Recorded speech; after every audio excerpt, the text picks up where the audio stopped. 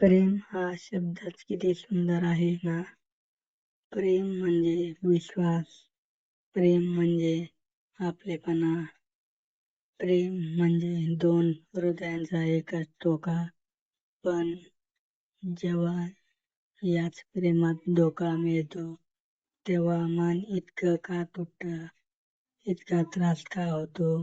कारण आपण फक्त एखाद्या व्यक्तीवर प्रेम करत नाही, आपण त्या व्यक्तीवर विश्वास ठेवतो.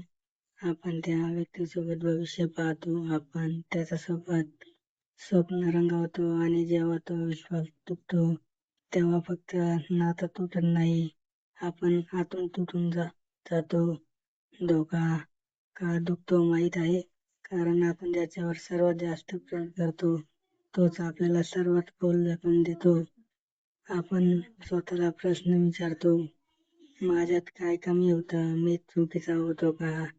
मी इतकं खरं प्रेम केलं तरी मला धोका का?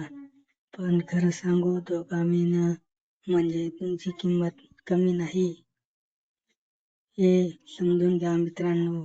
धन्यवाद.